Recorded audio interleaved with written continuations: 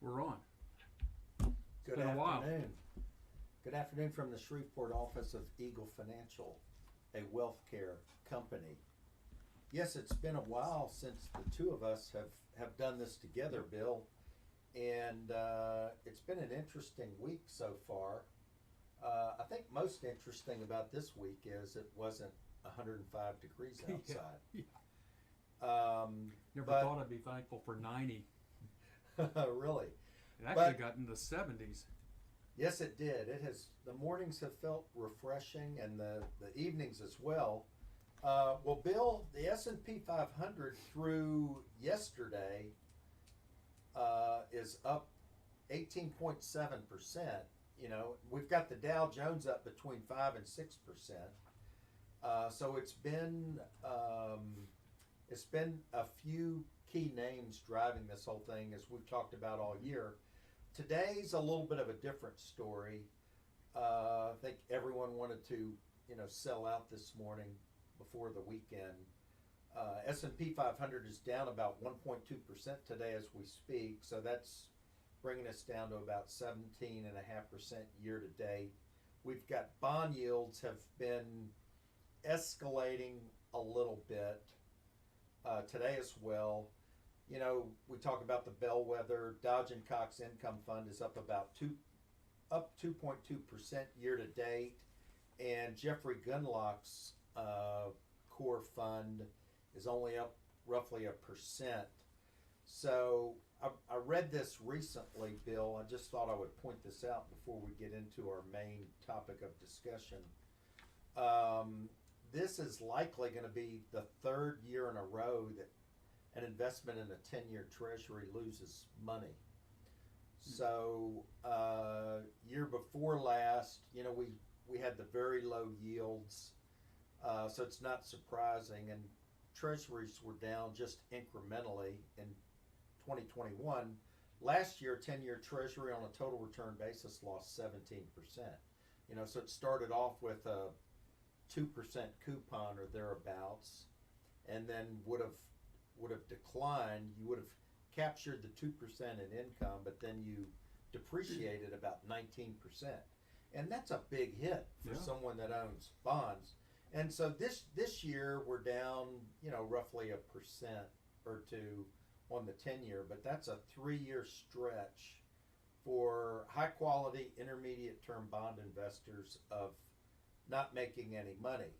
And fortunately for us, we're in very short-term bonds and BDCs that are doing quite well for us year to date.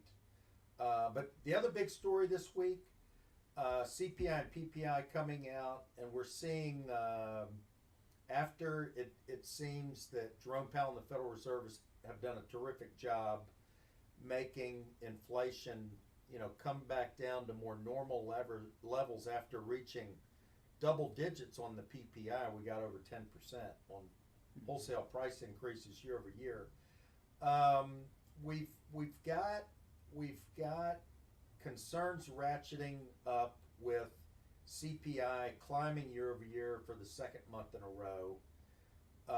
Most of this is on commodity price increases. So the numbers don't look so bad if you subtract out food and energy, and most importantly, energy. However, I think we could see energy prices continue to go higher, and energy prices are very meaningful when we talk about inflation, because transportation costs, for example, the cost to move, food goods and other goods, retail, apparel, you can name just about anything. Well, there's confusion out there about what that CPI number represents. Because, if you watch the news and you observe political arguments over inflation and the state of the economy, you'll see that there's a lack of understanding. That is a year-over-year measure. And yes, the trend has been coming down off the peak, but inflation, what we actually pay for items at stores, those inflated prices are still very inflated. Oh, they're 50% higher Yeah. than like 3 years ago. So when you know? hear, well, inflation is, heading back towards, 3%, whatever, um, it's coming off of a very high number, and that's just a year-over-year calculation. So from 1 year ago to today, this was the calculation, but you're still at these very, very inflated absolute numbers. Yeah, and when you look, this has been the thing that I think a lot of economists are concerned about beginning to show up in the economy. You know, you've got the United Auto Workers announcing a big strike today. Yeah. And you go back and you look at their real wage growth for the last 3 years, and it's not growth. I mean, the average worker in America is on a real basis is 5 to 10% worse off than they were like 3 years ago. Yeah. So, and that's because inflation is defined as a general rise in prices, and even though we might be year over year 3.7% right now, we're 3.7% higher than it's cumulative. You just have to keep adding it to the numbers that we had prior, and there you have it. So, Well, I read this morning that the UAW was asking, I think it was a 17% price increase for members, and that may sound extreme, but not when you take into account on a real basis how their incomes have grown or not grown. right. But here's the conundrum. Yes, we can continue to raise workers' wages in America to keep up with inflation, but it's just going to increase the cost of production. And so what happens? U.S. manufacturers shift the production outside of the U.S. And that's why you see a lot of the big three production of autos in Mexico, because they don't have to pay their workers as much. And then we've got to pay much higher prices for automobiles. Yeah. So we become less competitive. Yeah. Anyway. So that's really that's kind of a rundown of this week, Bill. So what do you have for us today? I don't have anything. I'm kidding. A lot of the content that we cover comes from real conversations, real situations that we feel are helpful to share.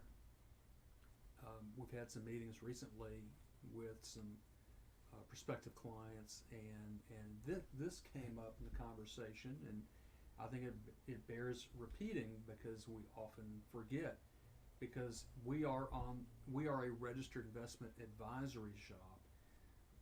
We work differently than broker dealers, and on our side of the fence, we don't have the kinds of restrictions and limitations that brokerage firms have, and we are held to the highest standard of care for our clients.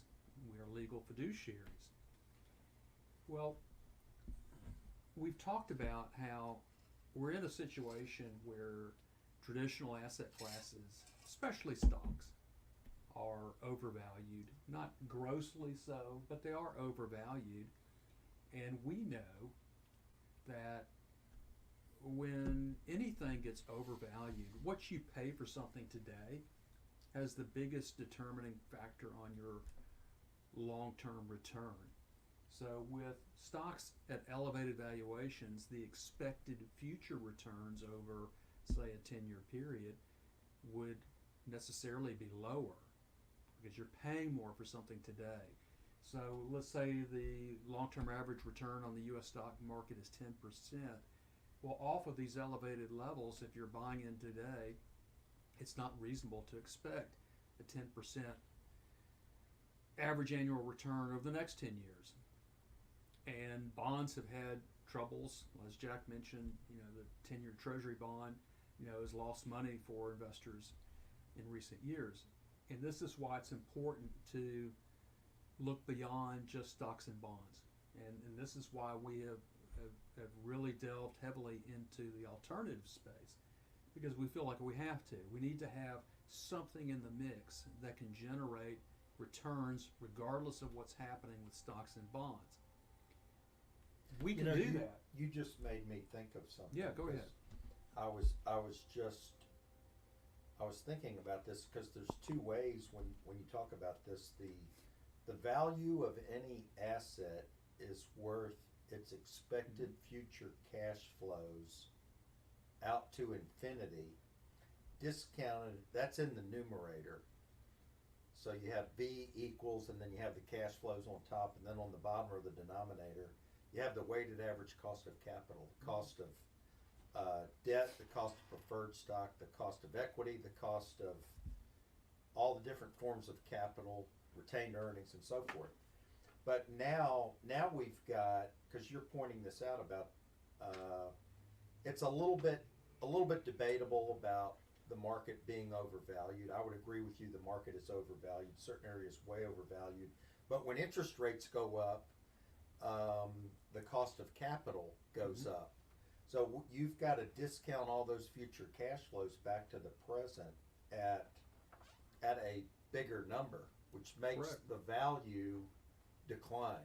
So PE ratios tend to decline as interest rates go up.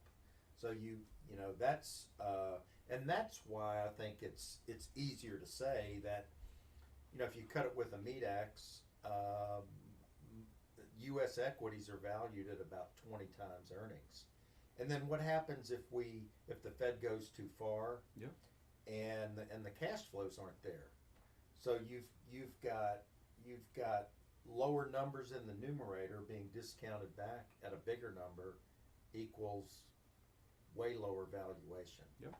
So I'm sorry for No, that. that's fine. I mean, that's a very good technical explanation. You know, there's a lot of ways to measure the valuation of investment securities and a broad index like the S&P 500. You know, there's a lot of common ways to value it, whether we're looking at PEs or cyclically adjusted PEs, Q ratios, whatever. There's a lot of things. But if we take all of those in aggregate, we get a picture of a market that is overvalued. And so, yes, what you pay for something today has a very pronounced effect on what it's going to be worth, or the return, I should say, the return you can expect to get in the future. And so what I was saying is that it is important that we look to other things outside of just stocks and bonds. And it really helped us last year. I mean, last year we had the S&P 500 down 18%. The high quality investment grade bond index was down 14%. All right, that's terrible, because investors have gotten used to, if one asset class, let's say stock, sells off, then they can find a safe haven in the other asset class, bonds. Well, that didn't work last year. But what really did help our clients was having exposure to other things. Well, it's still the case that investors who work with, I'd say most brokerage firms, don't even have that option, even if their financial advisor would like to do that for them. Even if their financial advisor really is trying to act in a client's best interest, they are still restricted by what they can offer through their firm. And I'll give some examples, and Jack, just jump in, because I mean we've seen this over the years. I'm still surprised, but I guess I shouldn't be, at how prevalent this is even now, after all of the innovation in the industry in the last 20 years. One is proprietary products. There's still firms out there that push their brokers to sell proprietary products. That happens. And we also see, like, if someone wants to buy bonds, this is another example, that the broker is limited to the bonds in that firm's inventory. Well, that presents a conflict of interest, you know, because now you have a financial advisor that is making recommendations to a client. I want you to buy our own stuff. That's not good. Here's something that a lot of people don't know. Brokerage firms enter into sales agreements with mutual fund companies. It's called pay to play. So let's say I'm a big brokerage firm and I'm approached by a mutual fund shop and they would like to offer their mutual funds to that firm's brokers to sell to their clients. Well, if the brokerage firm and the mutual fund complex don't enter into a sales agreement, well, guess what? Then that financial advisor cannot offer those funds to her clients. And this is why, for the longest time, brokerage firms weren't able to offer investments from some of the largest mutual fund families out there, like Vanguard, or T. Rowe Price, or like Dodge and Cox. So investors are reading about these mutual funds from these various fund families, and they would like to own them, but their financial advisor can't offer them. This is, if we were to take that a step farther, actually, we will. When you look at broker sold products and services versus the advisory channel that we work in, Caring Fiduciaries, I found two of our favorite alternatives that we're using right now. You can't buy them in the brokerage world. No, they will not offer their products to brokerage and these firms. are, I mean, we own a business development company that has a current yield. It has a distribution yield of 9.1% right now, and it's paid monthly. And they don't even they really don't like going to the brokerage channel anyway. So in the same things, in some of the managed futures space and multi-asset hedge fund space, algorithm run funds, these are really only available to large custodians in the RIA channel that include Charles Schwab and Fidelity, TD, which recently got merged into Schwab, and a few others. So that's a very good point, Yeah. Bill. And some of these alternative investment strategies, they're not available, period, through brokerage firms. It's because the firms put restrictions on the types of investments that their brokers can offer. I mean, I get it.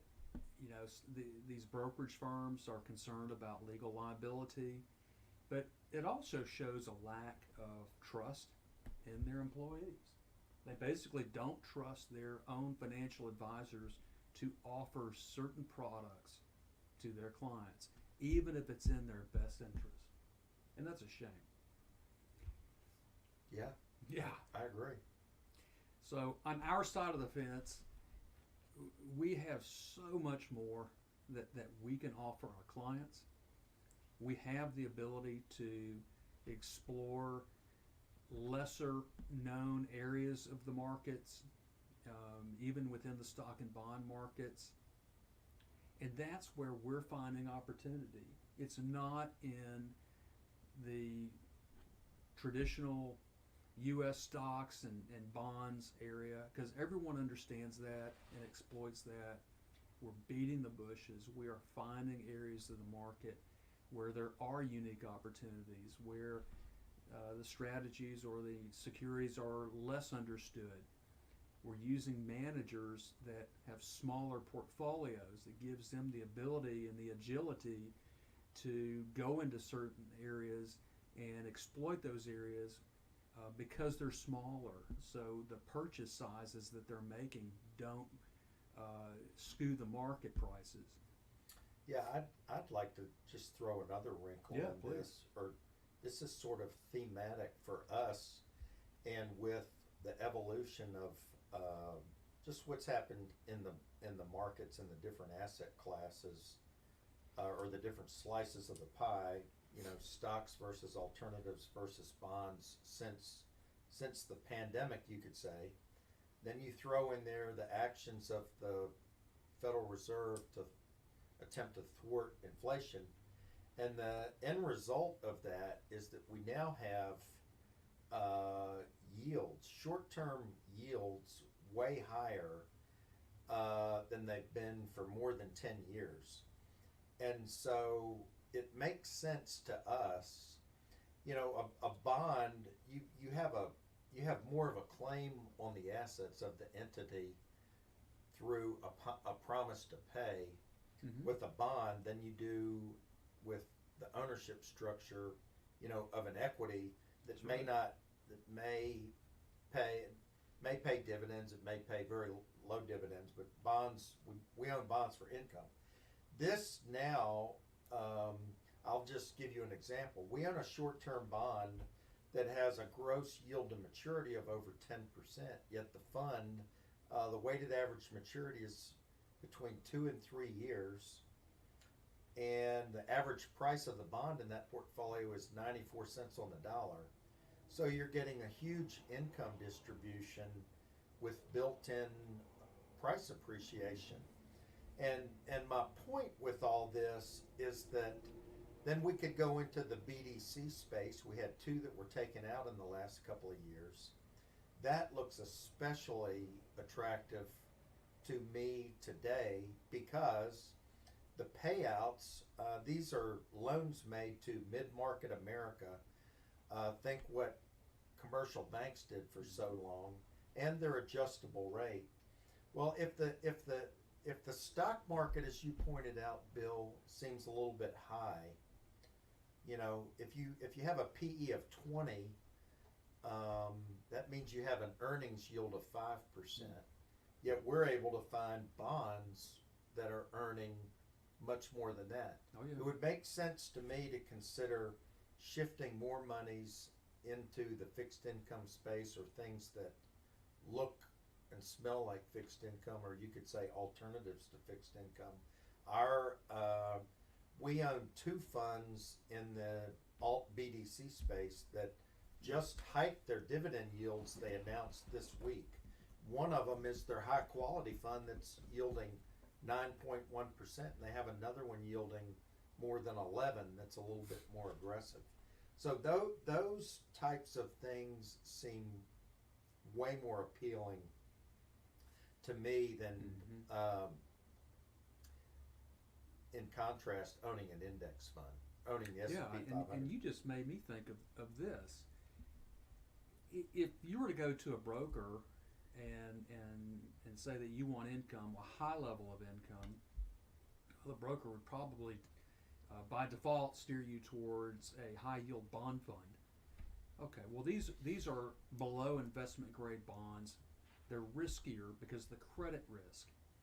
So as an investor, you expect to be paid a higher level of income or yield on that bond because you're taking on credit risk relative to an investment grade or higher credit quality bond. Well, we're using these BDC bonds, and when we compare these BDC bonds to a high yield bond, it's better. I'm talking in generalities here. Yeah. You know, first of all, with BDC debt, you're talking about a senior security. You're at the top of the food chain. It's collateralized, right? Well, with high yield junk bonds, a lot of that debt is not senior in the structure. It could be down below, and it's not collateralized. It's just an what happens unsecured with obligation. these BDCs, these loans are typically, there's like a loan to value of 40 to 50%, and they're made alongside private equity investments.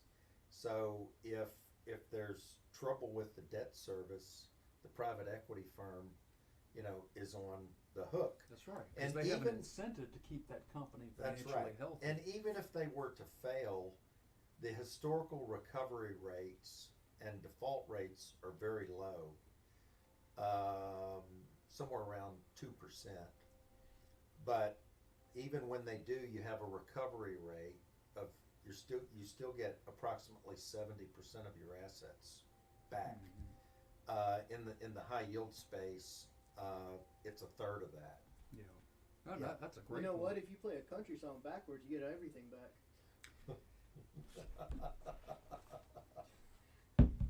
You know, and you mentioned that these BDC loans are variable, and that's a point that we really need to emphasize, because traditionally high yield or junk bonds are fixed rate. Well, we've been in a rising rate environment, and so in a rising rate environment, fixed income securities decline in price. Well, with a variable rate debt security like BDC loans, these are variable rate. So as rates are going higher, the lenders are charging higher and higher interest rates to the borrowers. So you're protected in a rising rate environment. Now let's just say that the broker says, "Oh, okay, Mr. and Mrs. Client, hey, your friend over there at Eagle Financial mentioned BDCs. Well, I can offer BDCs. Hey, here's a BDC fund or a BDC exchange traded fund. Oh yeah, we can offer that." It's not that simple. Here's why. Just because someone can offer something doesn't mean it's the best or even close to the best. If we're talking about just broad equity exposure, okay, if we're talking about the foundation of an investment portfolio where we just want to get market exposure as cheaply as possible, there's really no way to differentiate. Like, for example, I want to get the S&P 500, I want to capture that. There's really going to be no difference between, the Vanguard S&P 500 fund and the T. Rowe Price S&P 500 fund, and I mean, it's going to be such a small differential in the fee, and the performance is going to be almost identical. It's when you get into these smaller, more esoteric areas of the markets like BDCs that the difference in performance between managers is huge. So it's not enough just to say, well, I've got exposure to this asset class or this style. You want to be with the best, and a lot of these brokerage firms don't have the best. That's a good point. So performance differentials are very, very wide in the area of alternatives. And, Jack and I, we have, through a lot of trial and error and kicking the tires, we have found a number of very, very high quality, high performing alternative investments where we feel like we understand them, we're very comfortable with them, we talk to the managers on a regular basis, and having spent that due diligence in this area, we feel like we have a level of expertise that many in this industry do not have. And I'll just leave it at that. Yeah, we like the way our portfolios are structured right now as well. So, well, Bill, Sports? we've got to throw a few wrinkles out there.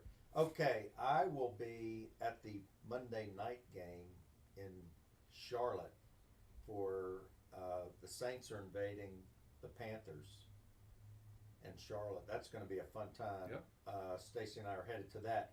Now, I don't know if you know this or not. LSU has Mississippi State. Oh, I knew that. And they've struggled with them a few times in recent years. And, LSU getting shellacked by Florida State. And then they played Grambling last week. And initially, you could kind of sense that their defense isn't what it needs to be. But Well, Grambling has a tremendous running back. yeah. So, but here's the deal. This is the last time they're going to have Mississippi State on the schedule. I think they've played something like 46 years in a row or something, and they won't be on the schedule beginning next year because we have some newcomers to the SEC. You know what that means? What? No cowbell. No cowbell. Yeah. But the biggest sports story so far, and I won't get into the Rugby World Cup going on right now, the All Blacks playing this evening. Colorado and Colorado State. it's $400. The average ticket price to go to a Colorado Buffalo game is $400, and they couldn't pay people to fill up that stadium just last year when they finished 1-11. So they've started out 2-0 with the new coach Deion Sanders. They had 86 people come there through the transfer portal, the most in the history of college athletes transferring. And they're playing. They have Colorado State visiting them tomorrow night, and the Colorado State coach made the mistake in the media of telling the world that Deion Sanders needs to take his hat and sunglasses off like his mama taught him to do. Oh, So I that think was not good.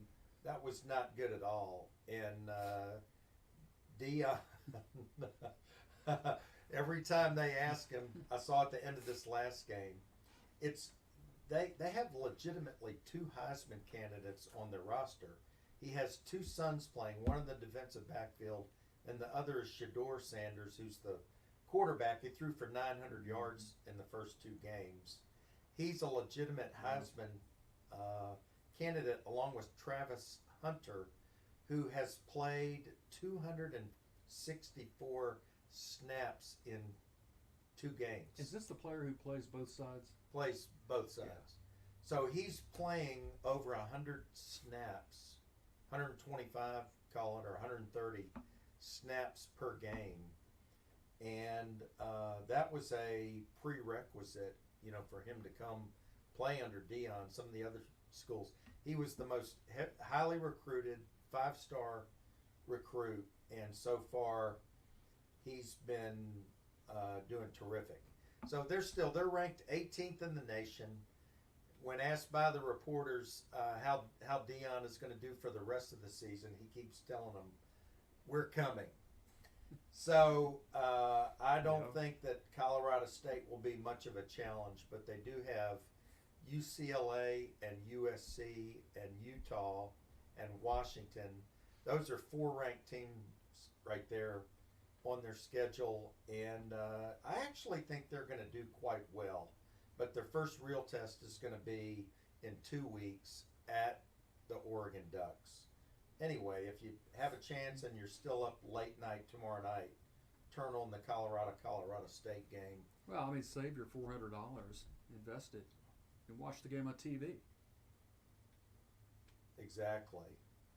Well, I think that's about it, William. Yeah, no, that's it. It's a good show, and give us a call if you would like to learn more about what we're doing with our clients' accounts and some of the areas of the market that we find very attractive. We'd be happy to discuss it with you. Absolutely.